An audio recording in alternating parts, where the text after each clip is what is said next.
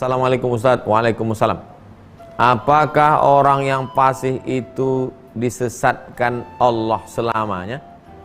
Atau masih ada harapan untuk kembali ke jalan Allah?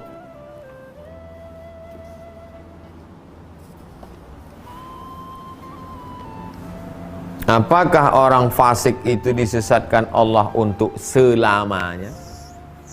Atau ada harapan bisa diluruskan Allah lagi? Mana dalil orang fasik itu disesatkan Allah? Wa ma yudhillu bihi illal fasiqin. Tidaklah yang disesatkan Allah itu kecuali orang yang fasik. Orang fasik itu adalah orang yang sudah tahu bahwa dia salah, tapi dia teruskan juga. Maka disesatkan Allah sekalian. Sampai ke Rantau Berangin. Ini jembatan. Rantau Berangin, belok kanan Rokan Hulu. Belok kiri PLTA Koto Panjang. Saya mau ceramah ke Islamic Center Pasir Pengarayan Rokan Hulu. Mau jamaah ikut? Ikut Pak Ustadz. Ya. Tapi saya berangkat duluan. Baik Pak Ustadz. Nanti kalau nggak tahu jalan, teleponnya ya. Sampai di Kuok. Nelpon. Pak Ustadz, kami udah sampai Kuok. Gimana? Ayah terus. Ya terus. Udah lewat jembatan, nelpon. Ustadz, kami udah lewat jembatan. Ayah terus belok kanan. Ya. Sudah 2 jam. Tak ada nelpon. Udah itu, Ustadz, kami udah mau mengarah ke Kelok 9. Terus saya bilang, terus sajalah kalian. Teruslah. Ketika saya katakan, teruslah kalian ke sana, itu saya sedang menyuruh atau sedang marah? Marah. Kenapa saya marah? Karena dari awal sudah saya kasih tahu nanti belok kanan. Tiba-tiba mereka berubah niat sampai sini. Marah saya hukum mereka. Wa ma yudhillu bihi, disesatkan Allah karena sudah dikasih tahu dari awal tetap. Tapi apakah mereka dibiarkan begitu saja? Ketika sudah sampai ke Payakumbuh, bertobat mereka.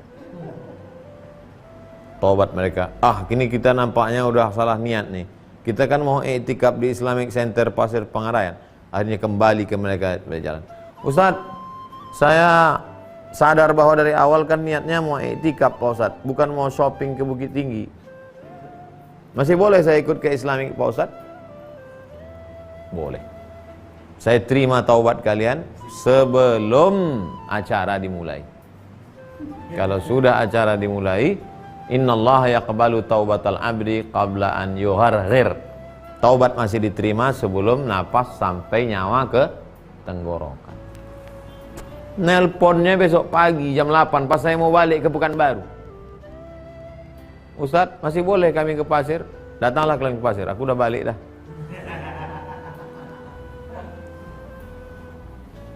Begitu perumpamaan ilustrasinya. Jadi bukan asal aja Allah menyesatkan, tak ada angin, tak ada hujan, ujuk-ujuk disesatkan Allah. Ini ayat mesti dipahami dengan baik. Siapakah yang disesatkan Allah? Ustaz, apa hukumnya menyembelih ayam lehernya sampai putus? Apakah boleh dimakan Pak Ustaz?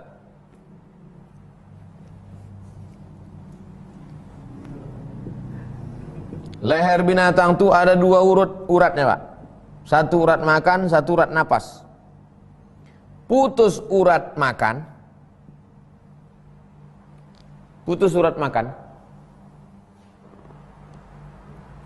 tak putus urat napasnya, bernapas ayam itu. Begitu dilepaskan, tegak ayam itu berdiri.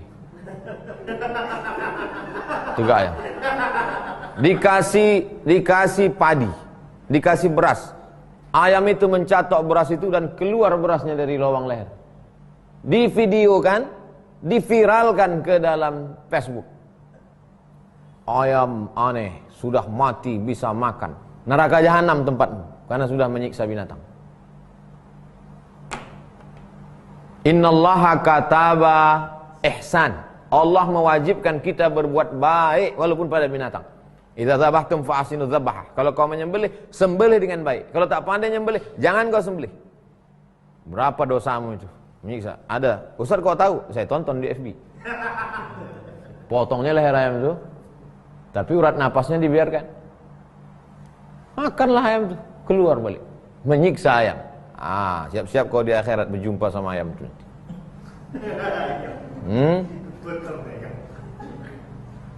Dipotong leher ayam, bismillah. Ini pisau, ini leher ayam. Dari bawah ke atas, bismillahi, Allahu akbar.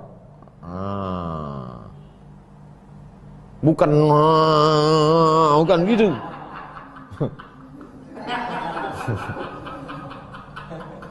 Tengok dari bawah, bismillahi, Allahu akbar. Putus dia. Kalau yang begini itu mengkhitan.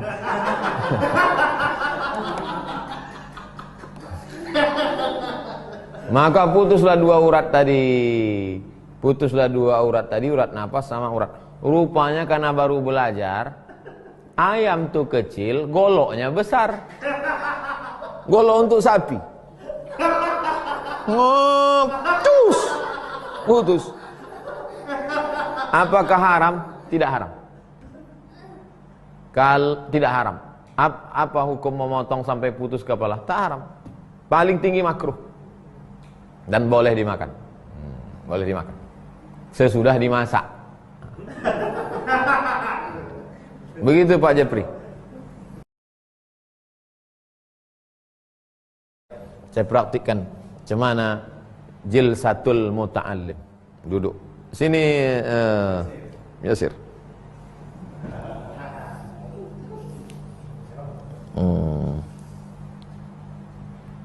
Asnada rukbataihi ala rukbataihi. Ditempelkannya lututnya dengan lututnya. Mana lutut Yasir? Tempelkan lutut. Berarti dia sangat akrab. Kalau enggak akrab mana berani dia? Kalau enggak ketemu 30 malam tarawih mana berani? Jilsatul muta'allim, duduknya orang belajar. Jadi kalau orang belajar tuh duduknya begini. Sekarang ada orang belajar baca kitab duduknya. Jadi gimana Pak Ustadz?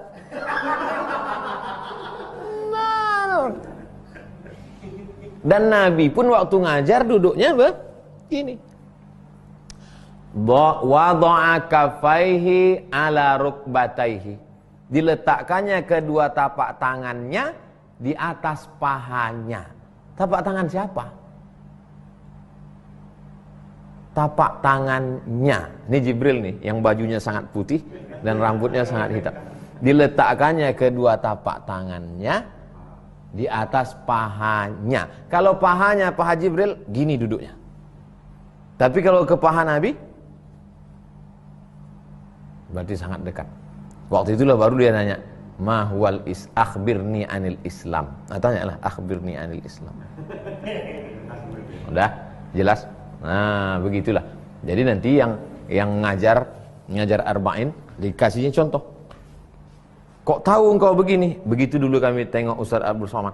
Sampai nanti hari kiamat. Antum yang mengajar ke murid antum, begitu juga. Antum mengajar ke murid antum, begitu juga. Murid antum mengajar ke muridnya sampai hari kiamat. Maka mengalirlah pahalanya ke makam kami. Amal jariah.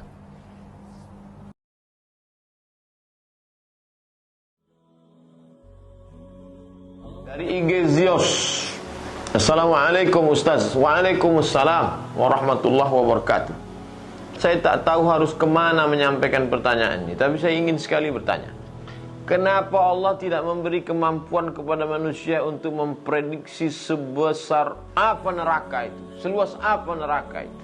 Seandainya kamu dapat mendengar kisah tentang azab kubur. Nabi melewati kubur, lalu Nabi bercerita kepada sahabat, aku mendengar azab kubur. seandainya kamu dapat mendengar azab kubur itu, mati kamu semua. Azab kubur, belum neraka jahanam. Dah terjawab. Kenapa Allah tidak memberi kemampuan kepada manusia untuk memprediksi sebesar apa luas neraka? Tak sempat kamu untuk punya IG ini, tak sempat hidup di dunia ini, tak sempat tahu bagaimana luas neraka, isi neraka, bentuk neraka, gambar neraka, azab neraka. Jangankan luasnya, jangankan apinya, batu kerikilnya saja diletakkan di tapak kaki, yaghli biha dimaghuhu, mendidih otak di kepala. Berdoa saja kepada Allah supaya selamatkan dari api neraka. Allahumma ajirna minan nar, Allahumma ajirna minan nar, Allahumma ajirna minan nar, Allahumma ajirna minan nar, Allahumma ajirna minan nar, Allahumma ajirna minan nar, Allahumma ajirna minan nar. Jauhkan diri dari perbuatan dosa, banyak-banyak beramal ibadah, berpikir yang positif. Coba berpikir bagaimana memasukkan listrik ke kampung pedalaman. Mahasiswa yang belajar aktif, bagaimana kalian bisa membuat traktor cepat untuk tanam, bagaimana panen, bagaimana menyemprot. Itu pikir, bukan berpikir berapa luas neraka, berapa derajat Celcius panasnya. Apakah dengan berpikir itu menambah produktivitas pertanian? Apakah dengan berpikir tentang itu menambah? Ini pikiran-pikiran yang liar-liar ini mesti diarahkan kepada yang baik. Wallahu a'lam bishawab. Ustadz, ada salah satu ustadz mengatakan bahwa ada pendapat ulama mengatakan onani tidak membatalkan puasa. Mohon menjelaskannya. Jadi videonya itu dipotong. Dia sedang menjelaskan hukum puasa panjang lebar. Lalu disebutkannya beberapa pendapat ulama. Menurut pendapat Imam Asy-Syaukani, menurut pendapat Imam Fulan, menurut pendapat Imam Fulan, onani itu hukumnya berdosa tapi tidak membatalkan puasa. Tuh, dipotong. Nah, itulah bahayanya. Jangan tonton sepotong-potong, tonton video ini sampai tuntas. Kan selalu dibuat gitu. Jelas, Ibu Samsiar? Jadi Ibu Samsiar cari video lengkapnya. Sebetulnya itu pembahasannya adalah lengkap tentang puasa, tapi kemudian dipotong pas pernyataan onani dosa tapi tak membatalkan puasa menurut pendapat ulama.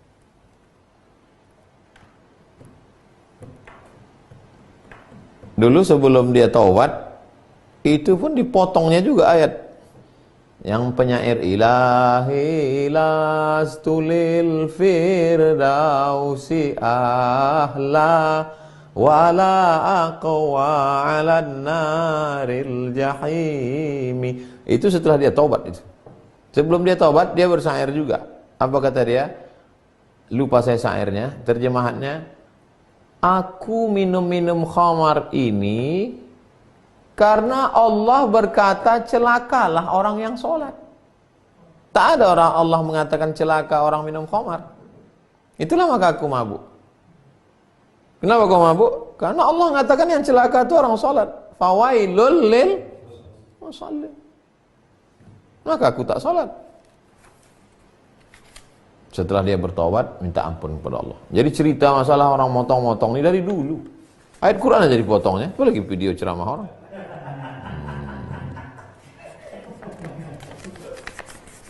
Kita berbeda pendapat itu biasa. Tapi karena berbeda pendapat lalu memotong video orang untuk menjelek-jelekkan orang, jangan. Karena di dunia ini kita tak lama. Nanti kita akan mati menghadap Allah. Kok bisa, udahlah amal tak banyak, dosa jangan banyak kali. Ada boleh, tapi jangan banyak kali.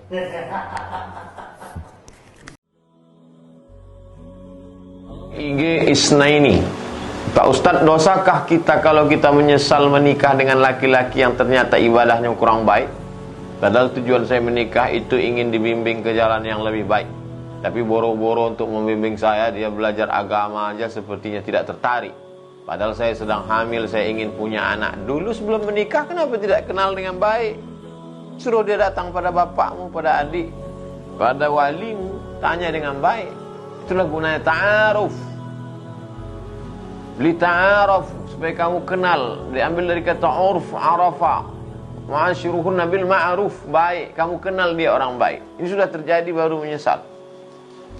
Tapi tidak ada kata-kata terlambat. Aslinya laki-laki itu, suamimu itu yang membimbing. Ar-rijalu qawwamuna 'alan nisa. Laki-laki menjadi pembimbing bagi perempuan.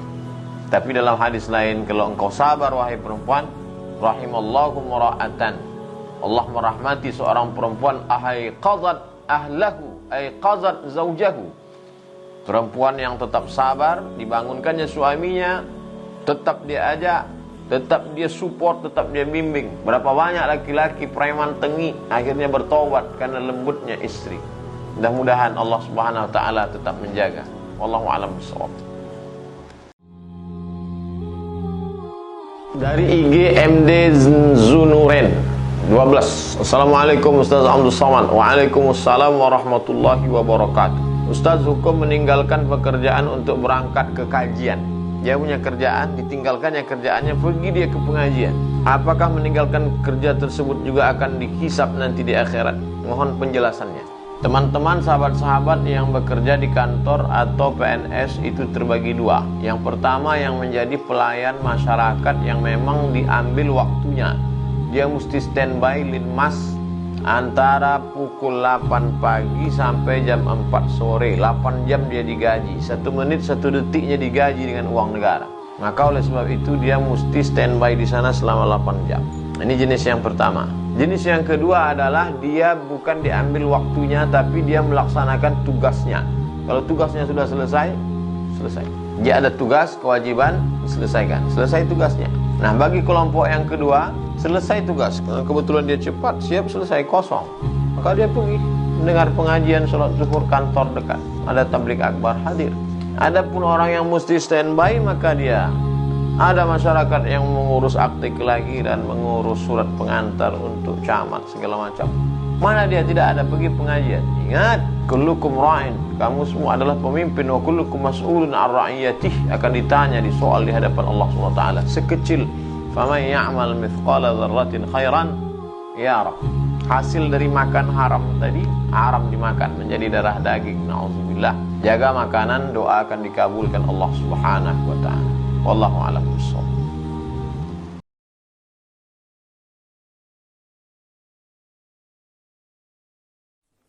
Assalamualaikum warahmatullahi wabarakatuh. Waalaikumsalam. Bagaimana jika wanita sedang haid membaca ayat Quran tapi tidak memegang Quran? Perempuan yang sedang menstruasi tidak boleh memegang Quran, tidak boleh membawa Quran, tidak boleh membaca Quran, tidak boleh sholat, tidak boleh tawaf, tidak boleh i'tikaf, tidak boleh puasa. Begitu disebutkan dalam kitab Al-Fiqhul Islami wa Adillatuh menurut mazhab Syafi'i. Tapi ada pengecualian. Pertama, kalau dia seorang guru di sekolah, maka dia boleh mengajarkan ayat Quran dengan baca putus-putus. Besok ngajar di kelas ayatnya tentang puasa. Anak-anak, kita sedang merenung tafsir tadabbur ayat puasa. Ya, ikut ibu. Ya ayyuha, alladzina amanu, kutiba, alaikum, siam, boleh. Yang kedua, kalau dia hafal Quran, dia mesti ulang satu hari 2 juz. Kalau tidak ulang 2 juz, hafalannya hilang. Perempuan yang berarti kalau dia masa menstruasi 7 hari tidak baca Quran, hilang 14 juz atau tidak lancar, maka dia boleh ulang hafalannya an zahri qalbin, bacanya dalam hati, diam aja, sedang mengulang hafalan. Begitu menurut mazhab Maliki. Wallahu a'lam.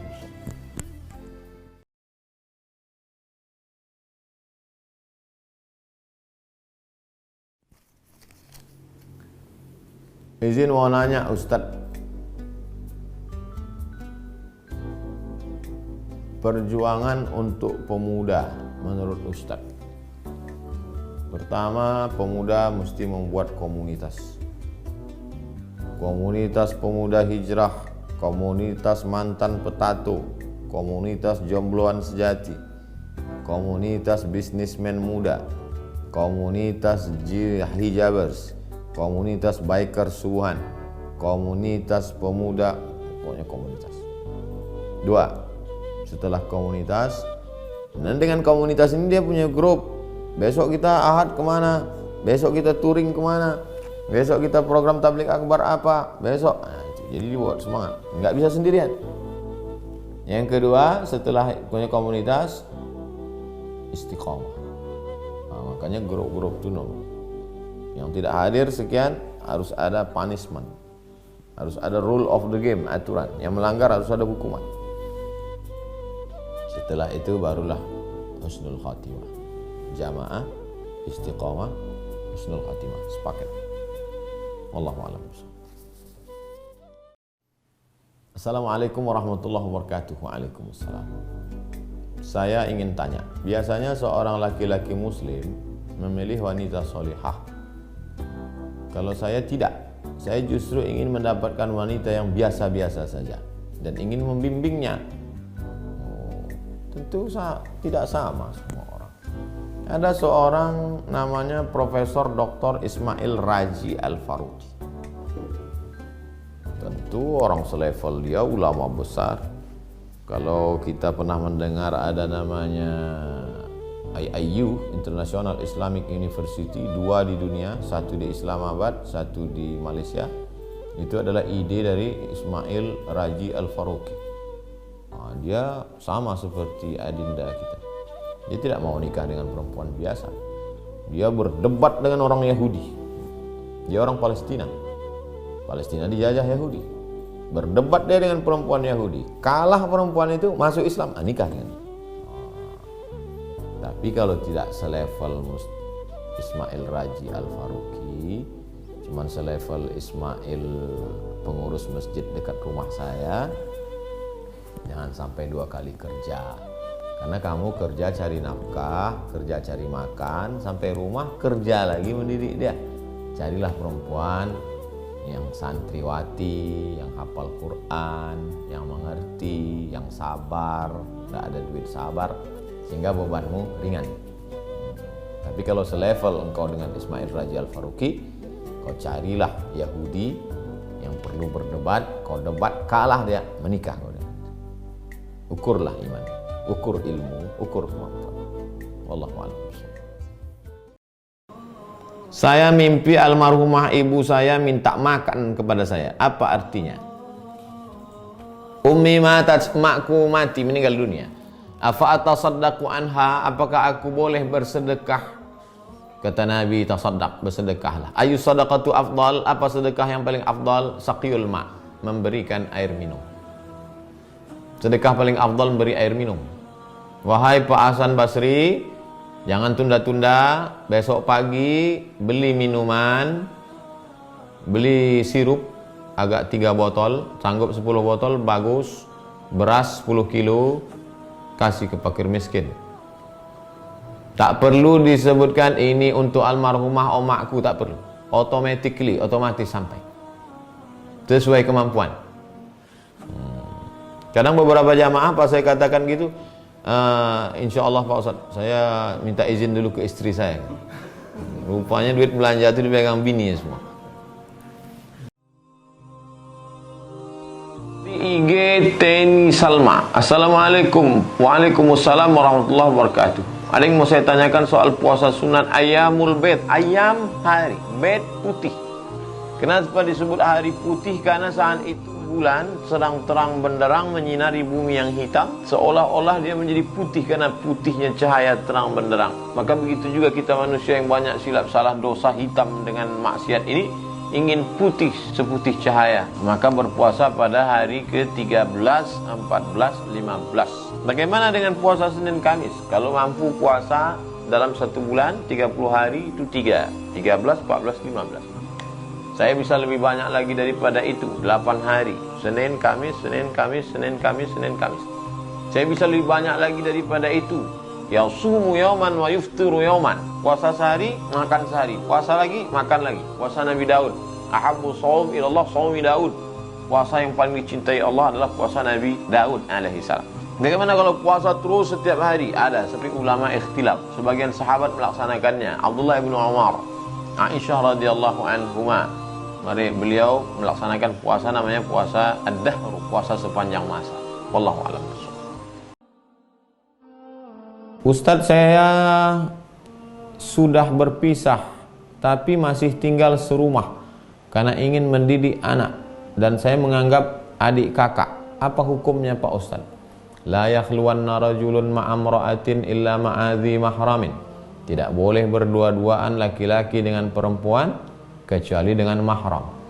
Tinggal suami istri serumah, padahal iddahnya sudah habis 3 bulan, salasata quru, wal mutallaqatu yatarabbasna bi anfusihinna salasata quru. Tinggal dia serumah, anaknya pergi, anaknya tak ada, dia duduk sama-sama di ruang tamu, duduk berdua, haram. Istrinya pakai daster, rambutnya terbuka, kakinya dari lutut ke bawah nampak, haram. Kami sudah seperti adik kakak Pak Ustadz, mana ada. Itulah, ini mestinya ditanyakan ke konsultan pernikahan, Dr. Zulfadli LCMA. Bukunya akan keluar 44 tanya jawab pernikahan. Kantor di Jalan Sekuntum, lantai 2, toko UAS Original Store.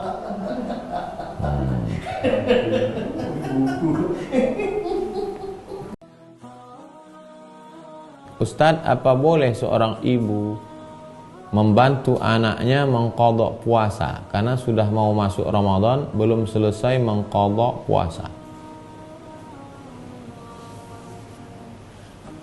Orang hidup tidak ada mentransfer amal.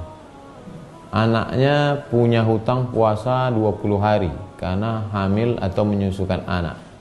Lalu kemudian ibunya kasihan, puasa kau 20, emak 10, kau 10, tak bisa. Yang bisa itu adalah kalau emaknya meninggal dunia, punya hutang puasa, anaknya berpuasa. Man mata, siapa yang mati meninggal dunia, wa alaihi syamun, punya hutang puasa, shoma anhu waliyuhu, ahli warisnya melaksanakan puasa. Ibu bisa berpuasa untuk anak, karena kalau anak ibu meninggal, ibu dapat harta warisan. Maka anak ibu meninggal, ada hutang puasa, maka ibu laksanakan puasa untuk almarhumah. Bisa setelah meninggal, adapun hidup tidak. Ustadz, saya mengambil 2,5% dari gaji saya belikan sembako untuk anak yatim. Apakah ini sudah termasuk zakat penghasilan? Zakat itu diserahkan kepada 8. Innama sadaqatu lil fuqara wal masakin wal amilina 'alaiha wal mu'allafati qulubuhum wa fir riqab wal gharimin wa fi sabilillah wa banis sabil. Oleh sebab itu, ketika bapak serahkan 2,5% ke fakir miskin, maka sudah termasuk zakat, karena masuk dalam asnaf yang 8. Sahabat-sahabat, boleh ta'jiluz zakah qabla awaniha, boleh menyegerakan zakat sebelum masuk waktunya.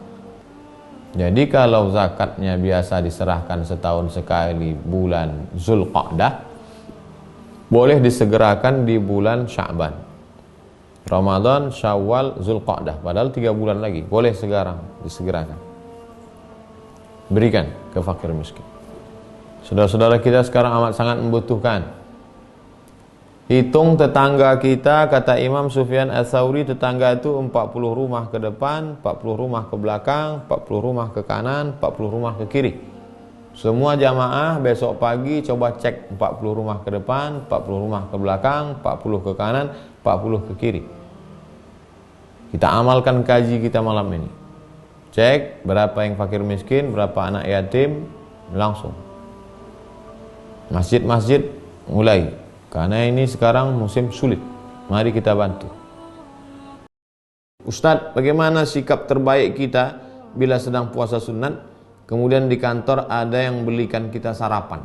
Siapa yang mau membatalkan puasanya, faman sya'af an yuftir fal yuftir. Dari rumah sudah niat puasa sunat. Puasa sunat bulan Sya'ban. Lalu kemudian bertamu ke rumah orang. Ayolah puasa, ayolah silakan, katanya. Faman syaa fal yuftir, faman syaa an yuftir fal yuftir. Siapa yang mau berbuka, batalkan. Tidak haram hukumnya karena bukan puasa Ramadan, bukan puasa qada, bukan puasa kafarat. Jadi puasa sunat kalau mau dibatalkan, ya silakan batal. Siapa yang mau meneruskannya, silakan teruskan.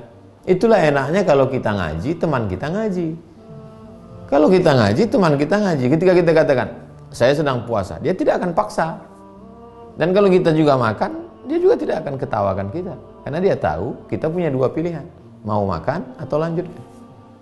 Andai Ustadz pada posisi saya, apa yang Ustadz lakukan? Saya sedang puasa, lalu kemudian diajak bertamu ke rumah seseorang, diajak makan. Apa yang saya lakukan? Saya lihat dulu apa lauknya. Kalau cuma ikan asin batal puasa, sayang lah, eman-eman. Saya lanjutkan. Nah, oleh sebab itu kalau mau lanjutkan puasa, silakan lanjutkan. Dan yang kawan yang ngajak tidak perlu tersinggung. Enaknya kawan kalau sama-sama ngaji. Tapi kalau beda nggak ngaji, alah sombong, baru tobat kemarin, udah puasa sunat. Jadi kalau kita sama-sama ngaji enak. Saya berapa kali ngajak tamu buka puasa pas lewat dia ada puasa. Mohon maaf Ustaz, saya puasa. Oh ya nggak apa-apa. Kemarin saya sedang puasa bertamu ke rumah orang. Ustaz, makan soto. Aduh saya puasa. Dia tidak tersinggung. Kenapa? Karena sudah sama-sama ngaji. Oleh sebab itu teman-teman kita, sahabat-sahabat kita, ajak ngaji. Supaya jangan lagi ada tersinggung. Karena sama-sama ngaji. Assalamualaikum Ustaz. Waalaikumsalam warahmatullahi wabarakatuh. Apakah memakai obat tetes mata dapat membatalkan puasa? Obat tetes mata tidak membatalkan puasa. Obat tetes telinga tidak membatalkan puasa. Bisa dilihat dalam fatwa mu'asirah, fatwa kontemporer Syekh Yusuf Al-Qaradawi. Adapun dulu kita kecil waktu mandi di sungai dipesankan awas nanti kalau masuk ke lubang telinga waktu mau menyelam pegang hidung, pegang telinga. Katanya nanti kalau masuk puasa batal. Karena memahami idkhalus syai' fil jauf, memasukkan sesuatu ke dalam rongga. Kalau masuk sesuatu ke dalam rongga maka batal puasa. Maka yang dimaksud dengan rongga di situ adalah al-ma'idah, masuk ke dalam tenggorokan dan lambung. Sedangkan masuk ke telinga, tetes tak batal. Masuk ke mata tak batal. Bagaimana dengan suntik? Suntik terbagi dua. Yang satu suntik obat tidak batal. Sedangkan yang batal itu adalah suntik makanan, infus, itu baru batal.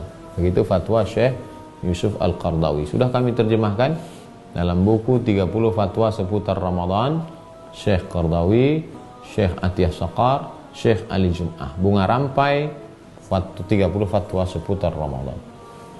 Begitu juga dengan obat asma. Obat asma, sesak napas disemprotkan tidak batal. Karena dia tidak masuk ke dalam. Hanya melapangkan rongga pernafasan.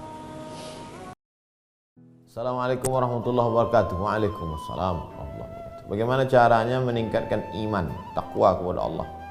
Terkadang iman ini naik turun. Dari muadi Sitorus. Sitorus ini istiqomah karena dia terus saja. Sitorus. Jadi Imam Muslim membuat satu bab dalam kitab Sahih Muslim, al-imanu yazid wa yanqus. Iman terus bertambah dan ada yang kurang.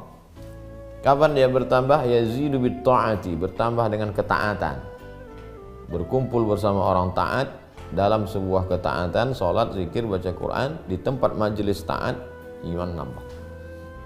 Kapan dia berkurang? Wa yanqusu bil ma'siyah, dia akan berkurang dengan maksiat. Maka kalau punya grup WhatsApp, coba perhatikan grup. Ada berapa grup di handphone? 10 grup. Grup mana yang membuat kita taat? Grup mana yang membuat kita maksiat?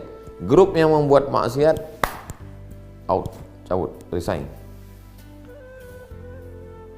Mau tidak mau, hidup singkat. Nggak tahu kita kapan mati. Di kantor, punya komunitas kawan-kawan yang pecinta. Kalau ngumpul masyarakat, kalau ngumpul kira-kira ustadz apa yang kita undang nanti kajian sore Kamis. sore. Nanti kira-kira hari Sabtu, hari Ahad kita buat program tablik akbar apa. Nanti subuh Ahad kita subuhan di masjid mana, dengan biker subuhan, dengan komunitas hijrah. Kalau membuat taat, lanjutkan. Kalau buat maksiat, stop. Wallahu a'lam bishawab. Assalamualaikum Pak Ustaz. Waalaikumsalam warahmatullahi wabarakatuh. Saya Ibu Yati. Pak Ustaz, gimana cara mendidik anak di zaman modern ini dengan lingkungan gadget yang membawa pengaruh negatif, sedangkan anak sangat susah untuk dibatasi memegang gadget? Pertama, ibu jangan sampai tidak tahu password gadget anaknya. Tidak ada itu umur 18 tahun tulis di pintu, lalu kemudian dia berkata excuse me, izinkan. Memang betul kita ngetuk pintu karena takut mungkin terbuka auratnya. Tapi kalau sampai dia punya privasi, boleh membawa pacarnya, saya sudah 18 tahun, terserah saya, jangan ikut, jangan masuk privasi saya, itu bukan pendidikan Islam. Itu orang barat punya kerja. Kita man ala thalatha banatin, membesarkan 3 anak perempuan, fa'addabahunna, dididik dengan pendidikan yang islami, wa zawwajahunna, nikahkan dengan orang baik-baik, wa ahsana ilaihinna, buat baik sampai mati. Dalam Islam pendidikan itu bukan 18 tahun, minal mahdi ilal lahdi, dari buayan hingga ke liang lahat. Nah, jadi beri gadget, tapi gadget untuk komunikasi. Boleh ada tontonan, tapi sekaligus tuntunan. Channel YouTube apa yang kamu lihat? Siapa? Di sekolah juga, sekolahnya yang mengarahkan dia kepada akhlakul karimah, menutup aurat.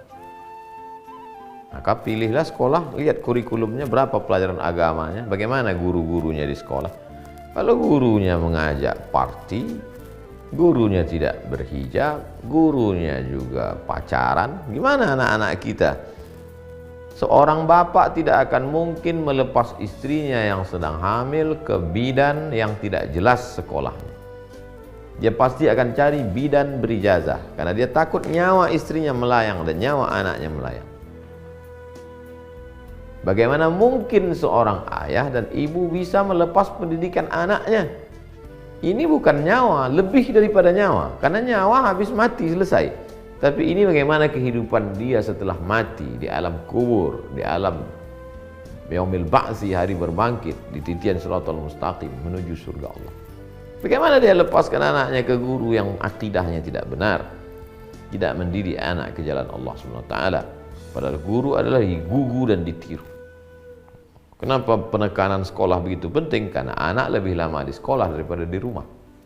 Nanti setelah pulang ke rumah jam 6, jam 7, jam 8, jam 9, jam 10, 5 jam itu kontrol orang tua. Selebihnya dia di luar. Maka kalau di sekolah tidak ketat, dia akan cabut, dia akan pergi ke mall, jilbab dia buka, dia masuk ke tas, dia ngelem. Na'udzubillah. Mudah-mudahan Allah menyelamatkan generasi kita. Wallahu a'lam bishawab.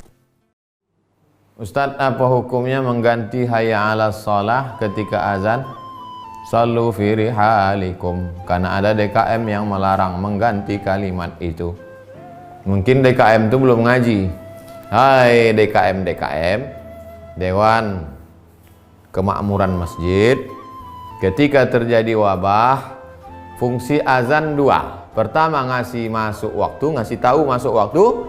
Yang kedua, ngajak ke masjid. Ketika terjadi wabah, maka fungsi yang satu berubah. Fungsi yang pertama memberi waktu saja, fungsi yang kedua ngajak ke masjid tidak lagi.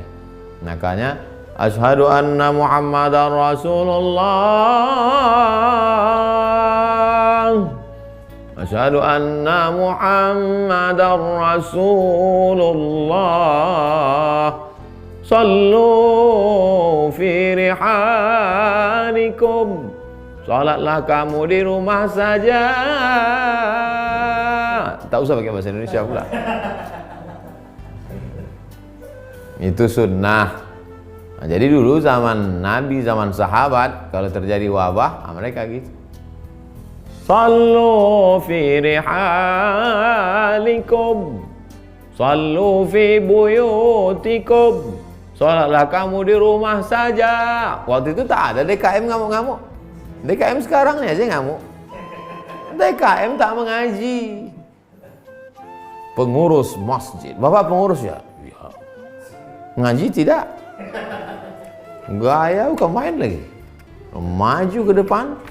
Adapun sedekah masjid kita pada bulan ini adalah 200 juta. Itu duit DKM, bukan untuk dibangga-banggakan. Bagikan itu semua untuk kemakmuran masjid. Untuk kemakmuran masjid. Kalau kota itu untuk sedekah, bagikan untuk jamaah fakir miskin yang susah makan. Pula dibanggakan duit masjid. Mudah-mudahan DKM kita mau mengaji. Ustadz, apakah orang tua dari anak yang hafal Quran itu pilihan Allah?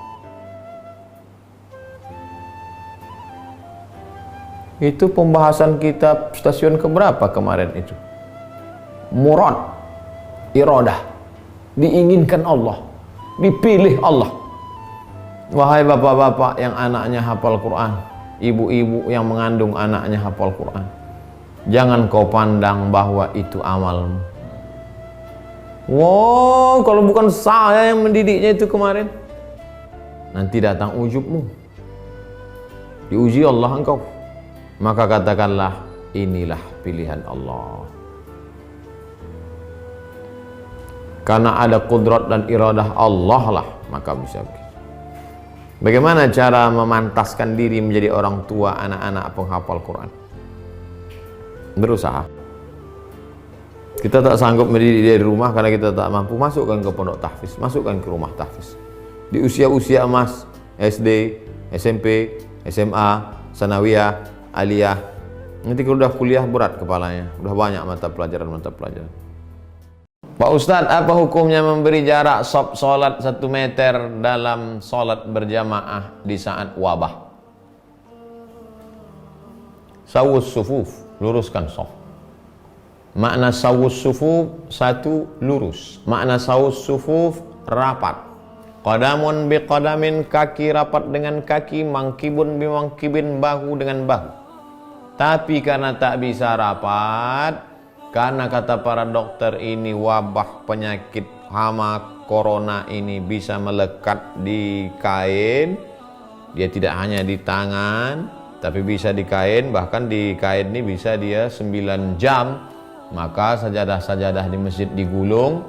Itulah yang dipakai oleh sebagian ulama membuat jarak 1 meter. Tapi saya pribadi, kalau untuk yang sekarang ini, tak tahu lagi kita entah mana yang membawa wabah, entah mana yang tidak. Datang pulang dari luar kota, datang. Ini sudah bercampur aduk nih sekarang. Yang saya pakai adalah hadis firra minal majzum firaraka minal asad. Larilah engkau dari orang kena penyakit menular seperti engkau lari dari singa. Kalau udah singa tak ada 1 meter 2 meter. Sekarang nih sholat di rumah. Bapak Fahrul Razi, Ustadz, apakah Dajjal akan menghasut manusia sampai memasuki rumah-rumah manusia atau hanya yang berkeliaran di luar rumah saja? Dajjal masuk tidak hanya ke rumah, tidak hanya ke kamar, tapi masuk sampai ke hati. Oleh sebab itu jagalah hati kita. Karena ada orang yang tidak keluar rumah tapi menyaksikan action Dajjal, terpukau dia. Datang Dajjal. Dajjal menunjuk bumi, ya ardu umbuti, wahai bumi tumbuhkan tanaman. Tanah yang kering kerontang menumbuhkan tanaman hijau. Dajjal menunjuk langit, ya sama imtiri, wahai langit turunkan hujan. Turun hujan di saat kemarau panjang. Dajjal datang kepada mayat, ya mayat qom, wahai mayat tegak berdiri. Dajjal tegak, mayat tegak berdiri. Lalu orang menyangka dia adalah Al-Masih. Ternyata dia adalah Al-Masih Ad-Dajjal. Dajjal artinya KW, palsu. Oleh sebab itu kita ikuti sunnah Rasulullah SAW. Man qara'a surat Al-Kahfi, siapa yang baca surat Al-Kahfi, adha'alahu min nur ma bainal jumu'ataini, hari Jumat, malam Jumat, sore Jumat, pagi Jumat, Allah akan jaga dia sampai Jumat berikutnya. Hafal 10 ayat di awal surat Al-Kahfi untuk menjaga daripada Dajjal. sebelum salam, Allahumma inni a'udzubika min adzabi jahannam wa min adzabil qabri wa min fitnatil mahya wal mamat wa min syarri fitnatil masiihid dajjal. Ustaz, bagaimana caranya agar kita ikhlas dalam beribadah, terutama sholat waktu, agar tidak berat melaksanakannya?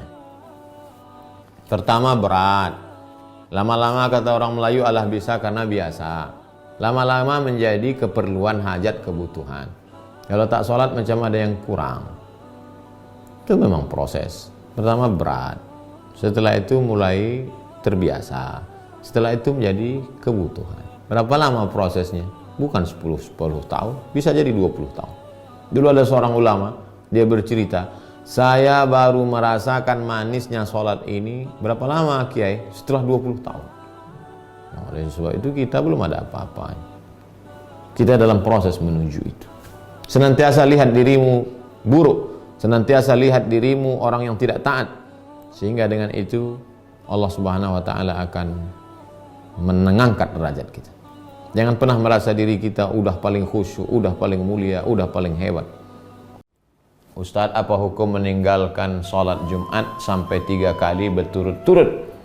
Man tarakal jumu'ata, siapa yang meninggalkan Jumat salasa marratin 3 kali, tahawunan berturut-turut, tahawunan karena menyepelekan Jumat. Kok nggak sholat Jumat? Alah, khotibnya baca koran. Kok nggak sholat Jumat? Aku ngantuk kali, lah sholat zuhur aja.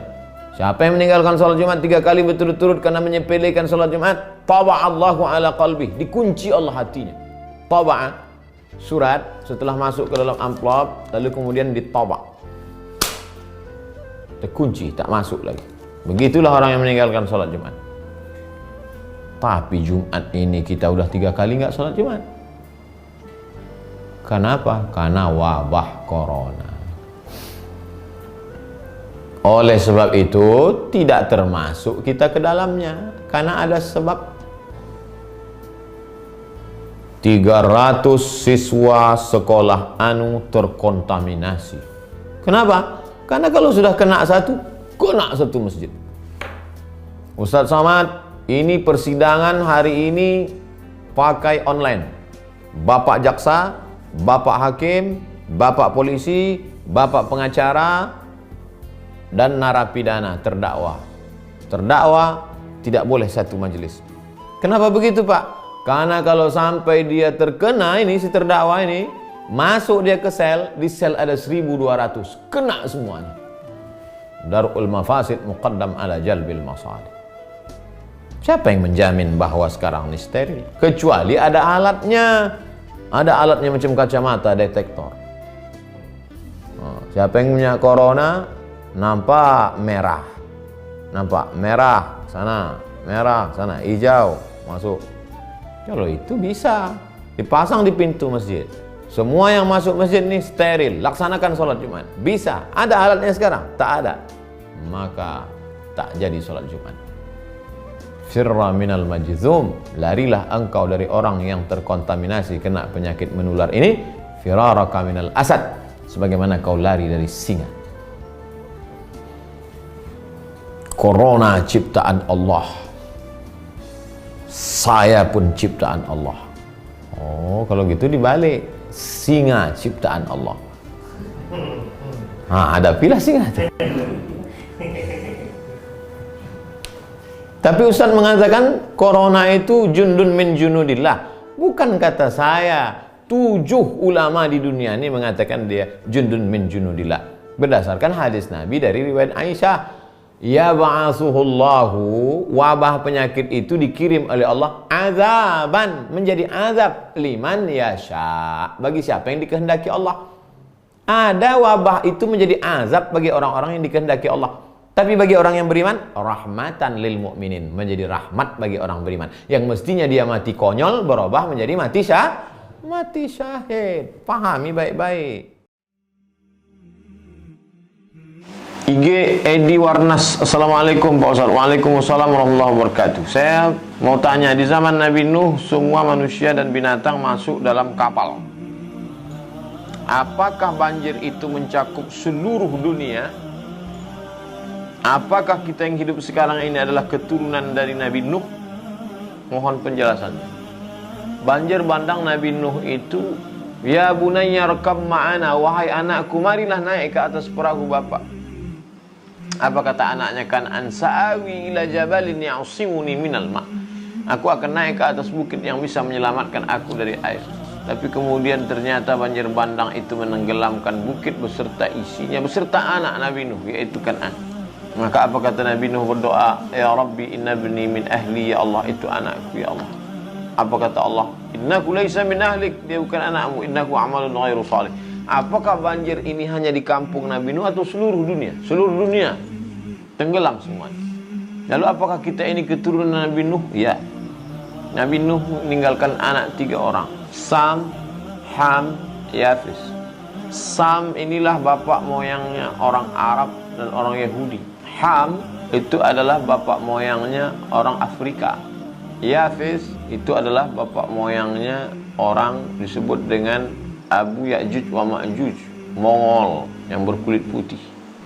Oleh sebab itu maka kita ini adalah keturunan dari satu di antara 3 tadi, Sam, Ham, Yafis. Begitu dalam kitab Al-Bidayah wa Nihayah ditulis oleh Imam Abul Fida Ismail Ibnu Katsir rahimahullah. Wallahu a'lam bishawab. Ustaz, saya pernah mimpi melihat lafaz la ilaha illallah di langit. Saya melihat lafaz la ilaha illallah di langit di bulan Ramadan. Apa artinya? Al-Islamu ya'lu, Islam itu tinggi. Langit itu sama. Sama diambil dari kata sumu. Sumu artinya tinggi. Al-Islamu ya'lu, Islam itu apa? La ilaha illallah Muhammadur Rasulullah. Jadi ibu ditunjukkan Allah ketinggian Islam. Supaya apa? Supaya makin kuat istiqamah, berpegang. Al-Islamu ya'lu wa la yu'la alaih. Maka setelah melihat itu di malam suci Ramadan, kalimat yang paling baik apa? Afdalu zikri la ilaha illallah. Bulan yang paling baik apa? Syahrul Ramadan alladzi unzila fil Quran. Dua-duanya ditunjukkan Allah dalam satu malam pada ibu. Kalimat paling baik la ilaha illallah. Bulan paling baik bulan suci Ramadan ditunjukkannya kepada ibu supaya ibu lebih istiqomah lagi dalam beribadah. Mudah-mudahan 3 sudah ditunjukkannya. Tempat paling tinggi langit. Kalimat paling tinggi la ilaha illallah. Bulan paling tinggi bulan Ramadan. Maka ibu mudah-mudahan termasuk orang yang ditempatkan paling tinggi karena mengamalkan kalimat paling tinggi, berada di bulan yang paling tinggi. Dan insya Allah sekarang Sya'ban kita akan masuk bulan Ramadan. Ustaz, ada sebuah kaedah bahwa kullu sahabah udul. Setiap sahabat itu adalah adil. Bagaimana dengan adanya peristiwa hak tahkim, Ustaz? Menyebabkan adanya perang saudara sehingga muncul kelompok Khawarij, ada Syiah, bahkan kelompok Syiah tidak menerima hadis selain Ahlul Bait, dan pada masa itu muncul pemikiran-pemikiran kelompok ingkar sunnah. Sayyidina Ali bin Abi Thalib, lalu kemudian Muawiyah bin Abi Sufyan. Kata Imam Al-Hafiz Jalaluddin Abdurrahman As-Suyuti dalam kitab Tadribur Rawi, Syarah Taqrib An-Nawawi, kullu sahabah udul, semua sahabat itu udul. Udul artinya adil, lawan adil fasik. Orang fasik tak diterima riwayatnya. Kita mengatakan Sayyidina Ali udul, adil. Muawiyah adil. Mereka berijtihad. Al-hakim, seorang hakim, idza ijtahada, kalau dia berijtihad, fa asaba, ijtihadnya benar, falahu ajrani, dia dapat 2 pahala. Idza ijtahada, kalau dia berijtihad, fa akhta'a, maka dia dapat ajrun wahid. Kullu mujtahid musib, semua yang berijtihad itu musib, benar. Sayyidina Ali benar ijtihadnya, dapat dia 2. Andai salah ijtihad Muawiyah, dia tetap dapat 1. Maka Nabi sudah berpesan itu 14 abad yang lalu, la tasubbu ashabi, jangan kalian caci maki sahabatku. Lau anfaqa ahaduhum mithla Uhudin zahaban, seandainya ada di antara kamu yang infakkan, mewakafkan emas sebesar bukit Uhud, tak sampai setengahnya tapak tangan Abu Bakar Siddiq.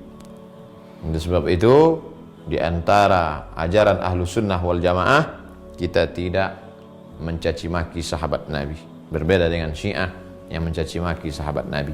Makanya kita berkata, wa ala alihi wa ashabihi ajma'in, kepada keluarganya, keluarga Nabi, wa ashabihi, sahabat-sahabatnya. Kita adalah pecinta ahli bait, keluarganya, dan pencinta sahabat-sahabat Nabi Muhammad sallallahu alaihi wasallam. Ketika ditanyakan tentang masalah ikhtilaf antar sahabat itu kepada Umar bin Abdul Aziz, apa kata Umar bin Abdul Aziz? Allah sudah mensucikan pedangku dari darah hitam itu, maka jangan kau ajak aku untuk mengotori lidahmu. Pedangku sudah dibersihkan Allah, sekarang kau ajak pula aku untuk mengotori lidahku. Maka saya ahlu sunnah wal jamaah, kullu sahabah udul, wallahu alam bissawab. Dari Pak Kasdi Sidik, Ustadz, bagaimana jika ada orang memakai uang anak yatim dan beliau tidak bilang ke anak yatim tersebut, tapi beberapa bulan berikutnya tapi diganti dari Pak Boy, dari UIN. Alladzina ya'kuluna riba, orang yang makan, alladzina ya'kuluna amwalal yatama, orang yang makan harta anak yatim, innama ya'kuluna fi butunihim nara, mereka mau makan dalam perut mereka itu api neraka jahanam. Iya Pak Ustadz, tapi dipakainya sebentar, habis itu nanti dibayarnya lagi. Ini harta anak yatim. Bagaimana dia bisa berpindah tangan? Satu, jual beli. Ku beli uangmu ini dengan tunai. Dua, pinjam. Aku pinjam, ku bayar sampai tanggal sekian. Tiga, gadai. Ini surat BPKB, notaris surat tanahku, ku pakai. Pinjam, beli, gadai. Atau hibah. Kata anak yatim itu, ambil ini Pak, aku hibahkan untuk bapak, karena aku anak yatim yang kaya, harta warisan bapakku aja tak habis-habis 7 keturunan. Bisa. Nah sekarang bagaimana harta anak yatim itu bisa berpindah ke tanganmu? Beli? Tidak. Hibah? Tidak. Gadai? Tidak. Wasiat? Tidak. Pinjam? Tidak. Apa namanya? Mencuri. Mencuri itu namanya. Walaupun nanti dibayar juga, mana bisa? Ada akadnya. Yang membedakan dalam Islam ini adalah akad. Maaf, beribu maaf. Prostitusi dengan nikah tak ada bedanya. Di mana letak bedanya? Akad itu. Aku nikahkan engkau dengan anakku dengan mahar sebentuk cincin emas tunai. Hai Abdul Rashid. Ya, aku nikahkan engkau dengan anakku dengan mahar sebentuk cincin emas tunai. Apa kata saksi? Sah. Akad itu yang membedakan yang halal dengan yang haram. Sekarang kau pakai duit anak yatim itu apa akadnya? Iya, kalau kau pakai diam-diam kau masih hidup lagi. Kalau mati malam tuh.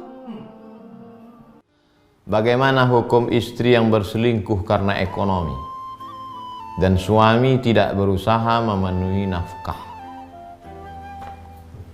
Banyak istri ketika habis akad nikah itu kecicilan.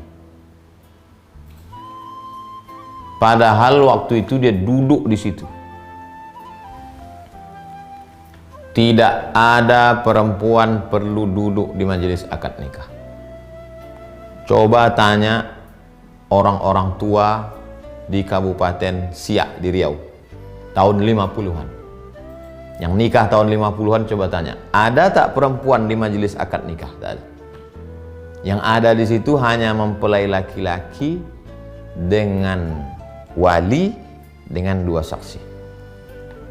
Aku nikahkan engkau dengan anakku dengan mahar sebentuk cincin emas tunai, sah.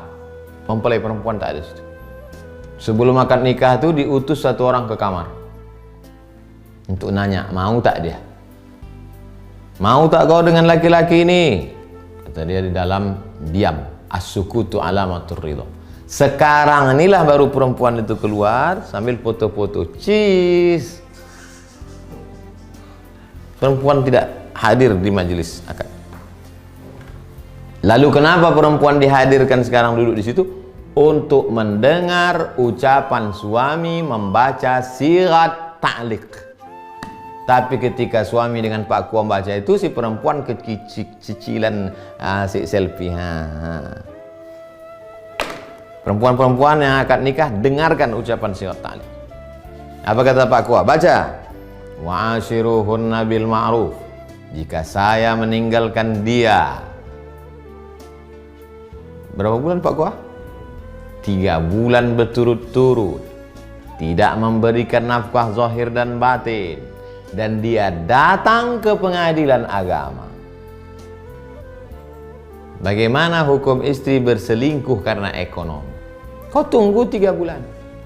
Kalau ada yang ngajak berselingkuh, bilang, Mas, kita nggak boleh selingkuh. Kau tunggu 3 bulan nih. 3 bulan nih dia tak ngasih belanja, aku gugat deh. Bukan kesalahan suami itu lalu melegitimasi engkau untuk berselingkuh. Itu tak betul. Kenapa kau selingkuh? Karena suami nggak ngasih belanja. Batil, haram.